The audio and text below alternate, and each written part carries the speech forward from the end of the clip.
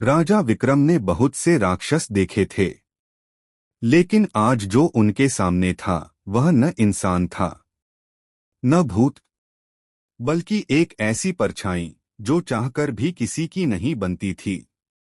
और बेताल ने कहा, विक्रम, अगर इस रहस्य को न सुलझाया तो पूरा राज्य परछाइयों में बदल जाएगा। घना जंगल, रात का अंधेरा, पेड़ों पर चिपका काला कोहरा। राजा विक्रम कंधे पर बेताल को उठाए आगे बढ़ रहे थे। जैसे ही वह एक पुराने खंडहर के पास पहुंचे, बेताल अचानक जोर से हंस पड़ा। विक्रम, आज की कहानी में एक ऐसा किरदार आने वाला है जिसका सच सुनकर तुम्हारे कदम तक कांप उठेंगे। विधाताओं ने उसे नाम दिया था अंधपुत्र, परछाई का बेटा। सीन 1, अंधपुत्र का श्राप। कहानी की शुरुआत होती है नगर चंद्रपुर से। वहां एक अनाथ लड़का रहता था, आरुष। उसके बारे में कहा जाता था कि उसकी परछाई उसे कभी फॉलो नहीं करती। जहां बाकी लोगों की परछाई सूरज के साथ बदलती थी, वहीं आरुष के पैरों के नीचे हमेशा सिर्फ रोशनी रहती, कभी कोई परछाई नहीं। लोगों ने उसे अशुभ समझा, लेकिन वह एक रहस्य को जानता था। मेरी परछाई मैं नहीं, कोई और ले गया है। वह अंधपुत्र इसी वजह से कहलाया। सीन 2, परछाई चुराने वाला कौन। एक रात चंद्रपुर में अजीब हादसे होने लगे। लोगों की परछाइयां जमीन से उठकर काली धुआं बनकर उड़ने लगीं और गायब हो जातीं। सिर्फ एक वाक्य दीवारों पर उभरता, परछाइयों का खेल शुरू हो चुका है। पूरा राज्य भय में डूब गया। राजा ने विक्रम को बुलाया। विक्रम बोले, जब परछाई कोई चुरा रहा है तो जरूर उसे कोई काला खेल चाहिए। सीन 3, विक्रम का सामना अंधपुत्र से। राजा विक्रम जंगल में जांच कर रहे थे कि अचानक चट्टान के पीछे से कोई बोला, राजा विक्रम, मुझे आपकी मदद चाहिए। वह आरुष अंधपुत्र था। उसने विक्रम की ओर हाथ बढ़ाते हुए कहा, राजा साहब, मेरी परछाई आपके पास नहीं आएगी। वह आपकी तलवार के पीछे छुपी है।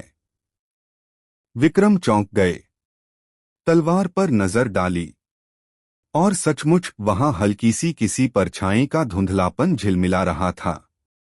बेताल हंसा, विक्रम, मामला और गहरा हो चुका है। सीन 4, असली खलनायक, परछाई ब्राह्मण। आरुष ने बताया, कई साल पहले एक ब्राह्मण था, तपस्वी कुर्बान। उसने ऐसा मंत्र सिद्ध कर लिया था जो परछाइयों को जीवित प्राणी में बदल सकता था। लेकिन एक दुष्ट इच्छा ने उसे अंधकार में बदल दिया। वह चाहता था, अगर मैं लोगों की परछाइयों को अपने में मिला लूं तो मैं अमर हो जाऊंगा। आरुष की परछाई उसी ने चुरा ली थी। अब वह पूरे राज्य की परछाइयां चुराकर एक विशाल अंधप्राणी बनाने वाला था। सीन 5, परछाइयों का आखिरी खेल। विक्रम और आरुष एक गुफा में पहुंचे। वहां हजारों परछाइयां हवा में तैर रही थीं, काले सिसकते बादलों की तरह। बीच में खड़ा था तपस्वी कुर्बान, अब आधा इंसान आधा अंधेरा। वह गर्जा, जिसके पास परछाई नहीं, उसकी आत्मा कभी मेरा विरोध नहीं कर सकती। विक्रम, तुम देर से आए हो।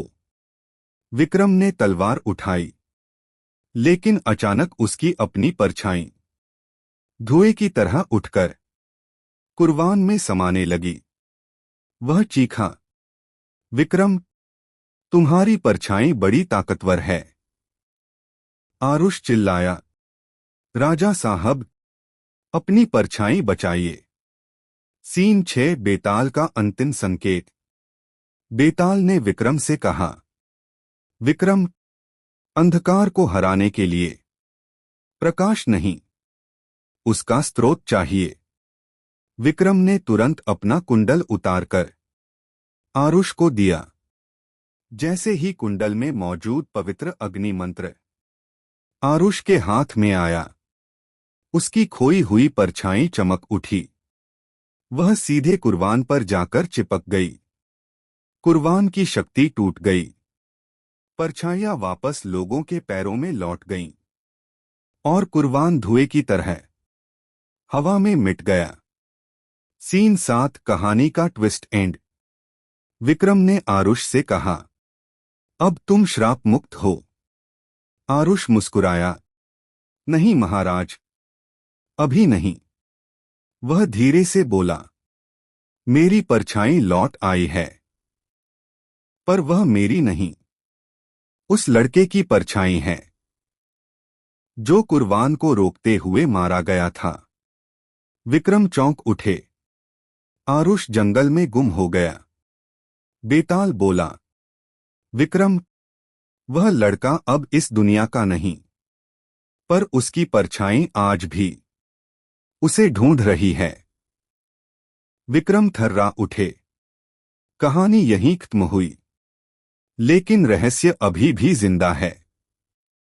विक्रम, एक दिन वह परछाई इसे ढूंढते हुए महल तक पहुंच जाएगी, और उस दिन राज्य में सबसे बड़ा संकट आएगा। क्या तुम तैयार होगा? Please like, share and subscribe our YouTube channel.